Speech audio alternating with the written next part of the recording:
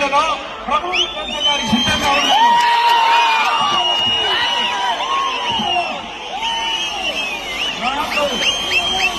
నాకు కాళ్ళు పట్టుకునే అలవాటు లేదు.